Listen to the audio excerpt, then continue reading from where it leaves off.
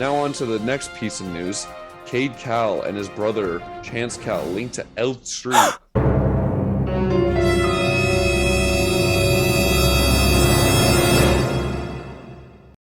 Bay Area, stand up and let's be heard. This is something that's been created by the people, for the people. No more sitting in the shadows. This is everything and anything San Jose earthquake related. This is Aftershock. Vamos San Jose. All right, let's start with the negatives.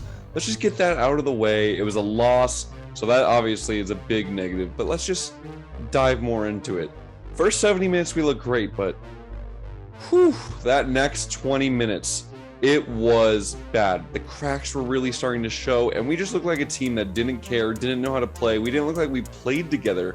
And honestly, I think a lot of that has to come down to the fact that it was an intense 70 minutes before that. It took a lot of mental work and a lot of effort. It takes a lot out of players to really stay organized, and the whole time you're playing knowing I'm only going to get 1 or 2 attacks, and the whole time I have to work so hard, and then you just start to break down, and they break you down slowly, and this is what New York is so good at. It breaks you down slowly, into the point where you crack it, and sometimes it takes a few minutes, sometimes it takes 70, sometimes it takes the whole 90. So it took us a while, but once we broke, I think the morals just dropped, and then everyone tried going a little bit more gung-ho. We lost the shape, we lost the idea, and then that's when the floodgate just opened. 2 other concerns.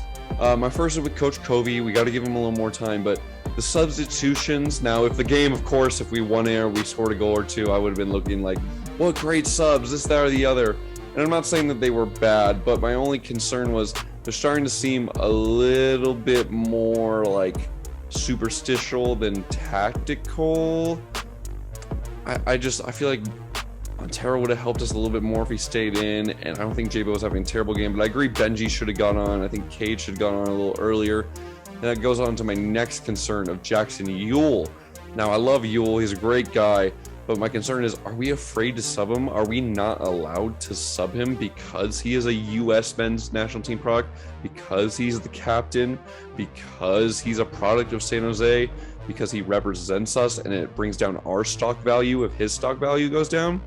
Are we not allowed to sub him because of that? Not that I think he should have been subbed, but it's been a concern of the last 2 coaches that it's like we're really forcing him to get on the pitch and play.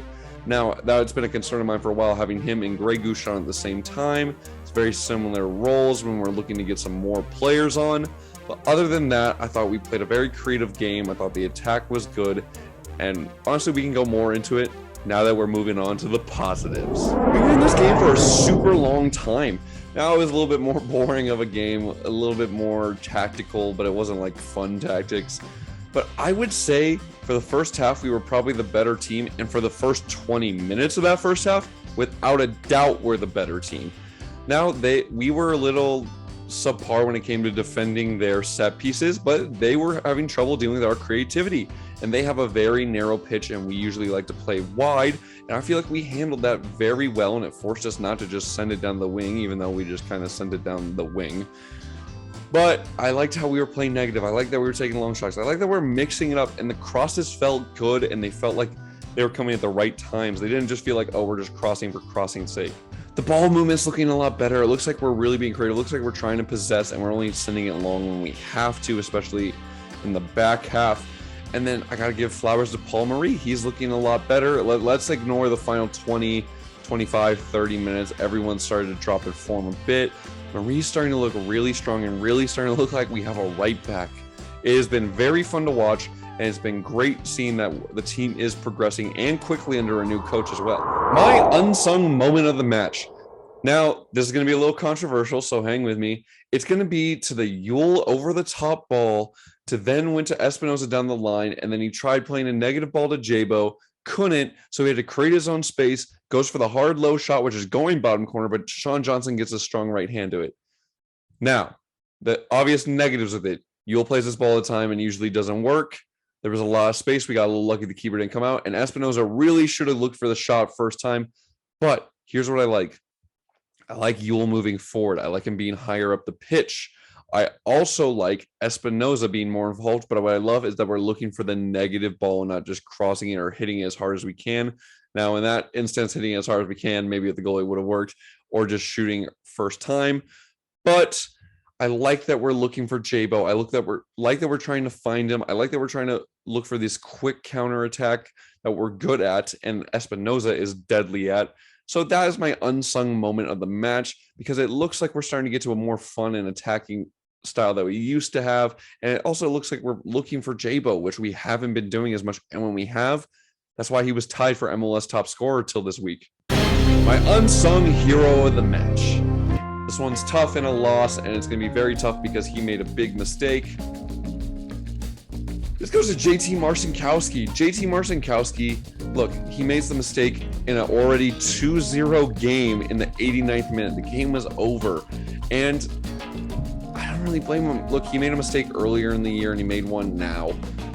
But the thing is, as a goalkeeper, it's not fun conceding or getting a lot of shots when your defense is struggling all year. And JT is a proven leader in the locker room. He's been in the town for a long time. He's been in the city for a long time. He's loved by the guys. And to keep up a good attitude when you're constantly dealing with shots and constantly dealing with goals, it's got to be hard, especially when you're the guy that's getting scored on directly. That cannot be fun. And he kept his leadership. He kept his calm. He kept telling guys what to do, but not in an aggressive way. Just aggressive, but not in the sense of I'm mad at you for this or that. It's come on, let's do our job. And he continues to move forward. He continues to have a good attitude, which is not easy when you're bottom of the league or damn near bottom of the league every single week, and probably the most conceded or one of the most conceded teams as far as goals, especially as a keeper. So my unsung hero of the match goes to JT Marcinkowski for having great saves throughout the season and really just keeping this attitude and keeping the locker room healthy. We've had toxic locker rooms in the past. We have a really good group of guys, and a big part of that has to go to JT, who could easily be lashing out and making it a he say, he did, you did type of game, and then easily it starts to spell out through the whole room. But no, he doesn't do that. So unsung hero of the match, JT Marcinkowski. We're gonna move on to Quakes news. We have two big ones. This one's a little bit older, and we talked about it a little bit. Is Chofis apparently going to Greece? With Matias Almeida, our previous coach, looking to be going to AEK, a team in Greece, it seems that Chofis is this guy to go with him, since Chivas don't really want him, and we don't really seem to be wanting to pay that much. He's going to Greece. How do I feel about it? It sucks because I think in the final third and going directly at goal, he's dangerous for us. But I think Montero has proven to be great for us. And Montero has better work ethic defensively. It's just better at defense. And I think he's a little bit more versatile for us. And even though Chofis is great and I'd love to still have him, I think the Montero experiment has really proven that we might be moving on. We're getting ready to do it.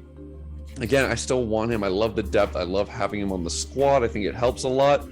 But I think if you've seen with Nathan, because we didn't really have as many back line options, he came back early. If Montero wasn't performing, I have a feeling Chofis would be back by now. And I don't know the extent of the injury, but it is what it is. And that actually brings me back to another positive. I'm glad Nathan kind of got this suspension, because this gives him a week off on his legs, gives him time. He's just coming back. Give that knee some rest. So that was another positive. Now on to the next piece of news. Cade Cowell and his brother Chance Cowell linked to L3. I don't think this is a good idea. Now, I'm a big U.S. men's national team fan, and look, I think players should play internationally. Go ahead, get your caps. But I don't think this is the right move for Cade. Now, I don't know if he's just putting pressure on the U.S. or if he's just keeping his options open, but the reason I don't think it's a good move is he's really got to bank on himself to not only play in Europe, but be one of the top European talents as far as the Mexican national team. Look at Chicharito, look at Vela, look at the Dos Santos brothers. I guess one of them proved it, but if you're in MLS, you're not getting looked at by other countries. It's just as simple as that.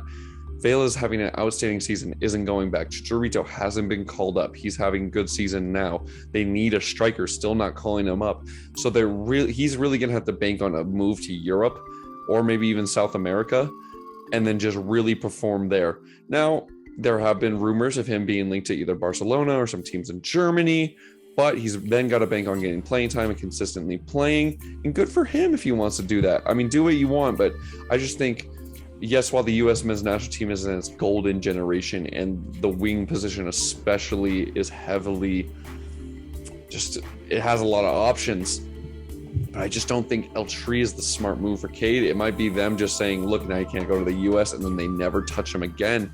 So I just wish the best for the Cowell brothers, and moving forward, hopefully it gets them more time, and maybe it'll make them want to perform more for the Quakes. We're going to move on to fan questions. A lot of them came in after I already recorded it, but I wanted to make sure I got them in. So this first one comes from I Velasquez. He asked, how about we start a Kickstarter going for Neymar at 75 million? Honestly, he's one of my least favorite players, only because he could be one of the best in the world, but he's just not because of what he does. So I don't want him. Plus, that means all it's going to mean is we're going to have to pay way more than we should for fans for these tickets, and we're still going to not perform well when he plays 2 or 3 games, then has to go to his sister's birthday party, and then his ankle is rolled for the rest of his contract. So don't really want him. And kind of following suit with that, Abel then asked, if we pull in all our money, you think we can bring in Virgil van Dijk to San Jose? No, I don't think he ever wants to come here. And again, I don't think we're willing to splash the money. And again, I don't want to be paying $75 for parking and $125 minimum to still be one of the worst teams in the West. Ivan Lara then asked a very, I don't want to say controversial, but a juicy question, asking, please rate Yule 1 to 10 as a midfielder. I say he's a solid 4, no vision or ball retention. Whew. I'm going to try not to be biased here because I've been very hard on Yule in the past. And now that I've got to know him a little bit more and talk to him, I have grown a bias because I like him. We're just going to talk MLS midfielders because obviously everyone in MLS would be a -5 compared to De Bruyne. God, I can. It's probably a 6 or 7 if I'm going to be completely honest. I think he has the ability for like a 7, some games like a high 7, maybe an 8. But I think performance-wise, the 4, I understand where it's coming from. It's a lot of long ball, but I feel like that could be a product of San Jose and what he has with him. A lot of U.S. men national team players or U.S. defensive mids, they've learned just go towards the center backs and play a negative ball. As far as ball retention, he's not like Eric Remedi or Judson who specialize in that, but I don't think he's terrible. And then no vision. He's not like a Montero or a Chofis who are great going forward. But if we look at and compare to pure center mids or pure box-to-box players, like a young Gregush, I don't think Gregush, yes, he's had great delivery, but I don't think he's proven more than Yule too much yet. I think I liked his movement side to side, and he's great on the ball, but I think Yule works a little bit harder. And I think he gets a lot of the blame, mostly because, I don't want to say mostly, but being a captain is part of that. Matthias moving him to center back has been a part of that. And I think he's had some poor games, so he's also been a part of that. But I think 7, I think he's middle of the park and sometimes can be above average. But yeah, I'd give him something around there. Our only fan question of the day is asking if JT Marcinkowski is still our preferred goalkeeper. Yeah. Usually I just ignore these, but yeah, I wanted to make a statement. Yeah, he is. Yeah, sure, we could have Neuer, we could have blah, blah, blah. There are better options, technically, in the history of the game. But JT's been with the squad for a while. He is a leader in the locker room. They love to have him. He lives with a few of the other guys. He's been on the squad. He just knows what it's like to be in San Jose. And he's come up big multiple times. He makes a few mistakes here and there. Yeah, sure, whatever. Everyone does. And yeah, you want better from your goalkeeper. Okay, he's not going to be perfect, but he comes up big. And if it wasn't for him in the Seattle game, we wouldn't have had that comeback. He had massive saves. Every game, I know we've lost a lot, but it'd be 6, 7, 8, 9 if we had a different goalkeeper. And now I trust Matt Persona as well, and I trust Emi Ochoa. But JT has come up big in those moments, so you can't deny that JT has been great for us.